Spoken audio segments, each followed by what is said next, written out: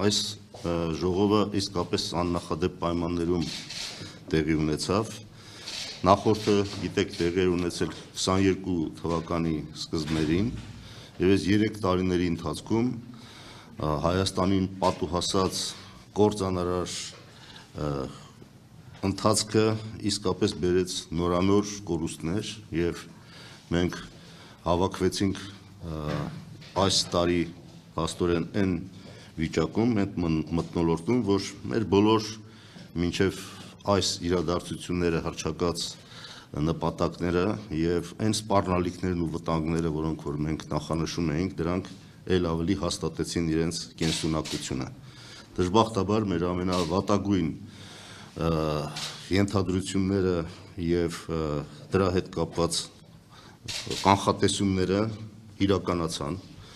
Առաջին անգամը լինելով հայոց պետականության արկայության պայմաններում հայ ժողովուրդը տեսավ եւս մեկ ցեղասպանություն, որը կատարվեց Արցախում։ Արցախը հայաթափվեց եւ հիմա արդեն բռնել է այս իշխանությունների օրոք մի ճանապարհ Հայաստանը, որը տանում է դեպի թուրքացում։ Այս արձանագրումները, որոնք մենք ժամանակին կատարել ենք, երևի կհիշեք, որ Դաշնակցությունը հրապարակ էր եկել ոչ Արցախի հայաթափմանը եւ ոչ Հայաստանի թուրքացմանը կարգախոսերով եւ դրա հետ կապված մեր ընդդիմադիր ամբողջ կեցվածքը եւ շարժումները, որոնք եղել էին մինչեւ հիմա հրապարակային, դրանք դժբախտաբար կամաց ըստ էության այս իշխանությունների թեթև ձեռքով իրականություն են դառնում եւ մեր հիմնական խնդիրն այն էր, որ գնահատվեց այս փուլում մեր վիճակի լրջությունը, այն սպառնալիքներն ու վտանգները, որոնք այսօր Հայաստանի, Արցախի եւ ընդհանրապես հայության առաջ կանգնած են եւ հիմնական արձանագրումները, որ կատարեցինք, այն է, որ այս վարչախմբի առաջարկած մարտավարության կամ քաղաքական ուղեգծի իմաստը որն է, ըստ էության դա պարտվողականությունն ու զիջողականությունն է, հանուն կարծեցյալ խաղաղության, որի ճակերտներում երաշխավորը իրականում հանդիսանալու է թուրք-ադրբեջանական տանդեմը։ Սա է, որ հանրությունից այս իշխանությունները փորձում են թաքցնել եւ ամեն ինչ անում են, որպեսզի մեր ժողովուրդը դեմ հանդիման չկանգնի այն խնդրին, որ իրականում մեր այսպես կոչված խաղաղության երաշխավորը լինելու է ցեղասպան Թուրքիան եւ Ադրբեջանը։ Եվ այս առումով մենք շատ հստակ խոսում ենք իրական խաղաղության մասին, իսկ իրական խաղաղությունը մեր բոլոր գնահատումները դրան են բերում, անշրջելի եւ կայուն կարող է լինել միայն վիճելի հարցերի արդար կարգավորման եւ ռազմավարական, ռազմաքաղաքական հավասարակշռության պայմաններում։ Այսինքն, եթե այս երկու պայմանը չկան, եթե գործընթացները չեն տանում հարցերի արդար կարգավորման եւ տեղի չեն ունենում ռազմաքաղաքական հավասարակշռության պայմաններում, սա միայն բերելու է Հայաստանին նոր զիջումներ, նոր կորուստներ եւ բանակցության մեջ նստած են այսօր հաղթող եւ պարտվող կողմեր, որ այսօր մարմնավորում են մեր այդ իրավիճակը իշխանությունների դեմքով, բնականաբար խոսել ինչ որ ռազմաքաղաքական հավասարակշռության մասին, բալանսի մասին ուժերի անիմաստ է։ Եվ ուրեմն այդ պայմաններում արդեն իսկ մենք այսպես կոչված խաղաղություն ունենալը ենթադրելու է նոր զիջումներ եւ նոր կորուստներ։ Խաղաղության անվան տակ մենք ունենալու ենք նվաստացում եւ դրանից բխող հետևանքներ։ Եվ ուրեմն մեր առաքելությունը որպես ազգային քաղաքական ուժ եւ բոլոր ընդհանրապես ազգային ուժերի առաքելությունն է այսօր ազատվել ըստ էության ժողովրդին պարտադրված այս իշխանությունների այլընտրանքից կամ կապիտուլյացիա կամ պատերազմ։ Այս այլընտրանքի առաջ են դրել մեր ժողովրդին ամեն ինչ անելով ցույց տալու համար, որ մենք անկարող ենք, մենք անզոր ենք, մենք պետք է ենթարկվենք այդ պահանջներին, թշնամու կողմից առաջադրվող, իսկ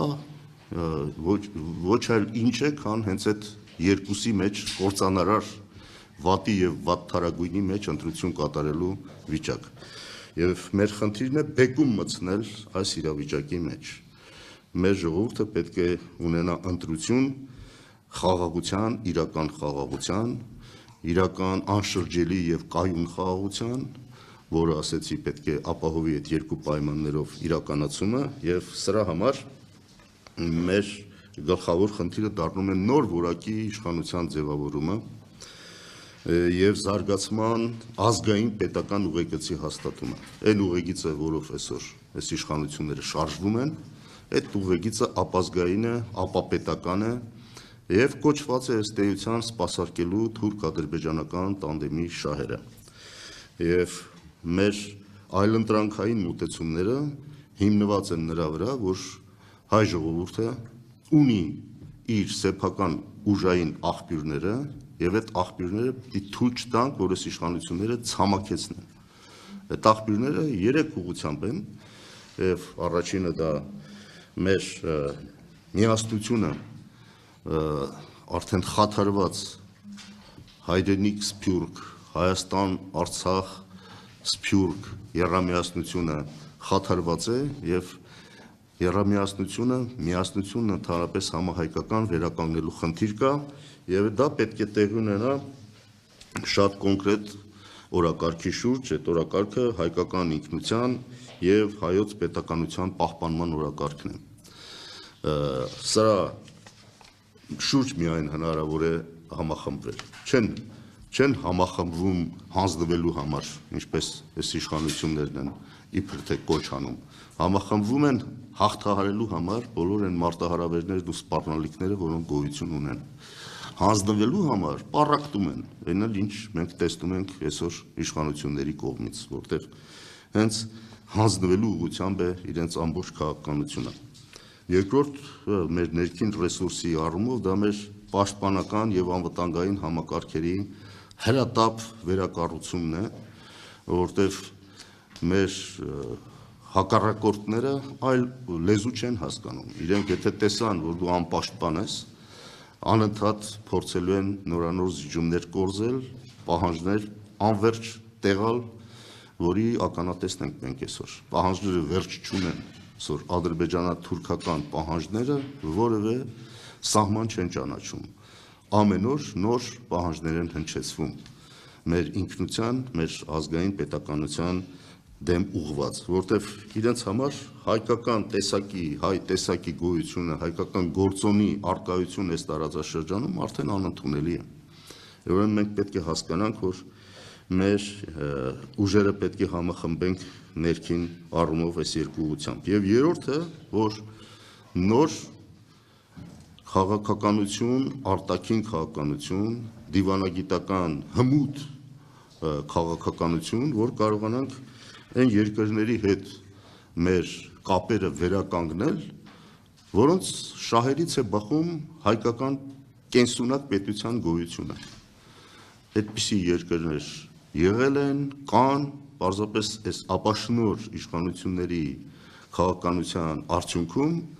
այդ երկրների հետ էլ մենք ստեղծել ենք լրջագույն խնդիրներ եւ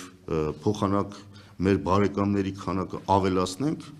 մենք մեր բարեկամներից թշնամիներ ենք ստեղծում։ Այս վիճակը բնականաբար պետք է կտրուկ փոխվի եւ առաջի հերթին մենք նկատի ունենք Ռուսաստանի հետ պետք է ամրապնդել մեր ռազմավարական դաշնակցային հարաբերությունները, որոնք կան եւ իրապայմանագրային հիմքեր դրա համար կան, դրանք պետք է ամրապնդել։ Իրանի հետ պետք է կնքել անհապաղ ռազմաքաղաքական դաշինք, այն տրամաբանությամբ, որ եթե հարձակում լինի որևէ մի երկրի վրա, նշանակում է հարձակում տվյալ երկրի վրա, եւ եթե պաշտպանության հարցը դառնա երկկողմանի իսկապես երաշխավորված։ Իրան, Հայաստան, որևէ մեկի համար այսօր գաղտնիք չի, որ նույն Զանգեզուրի այսպես կոչված Միջանցքի հարցով ամենահստակ կարելի ասել մեր իշխանություններից շատ ավելի մեր շահերը պաշտպանող դիրքորոշում է հայտնում այսօր Իրանը։ Եվ ուրեմն Իրանին պետք է տալ հնարավորություն, որ ունենա նաև իրավաքաղաքական հիմքեր իր այդ նույն հանձնառությունը, որը հրապարակավ արտահայտում է, լիարժեք կարողանա իրականացնել ի պաշտպանություն մեր ազգային կենսական շահերի։ Եվ մնացած բոլոր կենտրոնների հետ, այս թվում Արևմուտք, Ամերիկայի Միացյալ Նահանգներ, այնտեղ էլ տեսնում ենք աշխարհաքաղաքական ինչ փոփոխություններ են տեղ ունենում, բոլորի հետ առաջացել է հնարավորություն փոխլրացման տրամաբանությամբ մեր շահերը պաշտպանել։ Արդեն իրավիճակ փոխվել է, Ռուսաստան եւ այսպես կոչված միավորված Արևմուտք իրականությունը բոլորովին այլ է,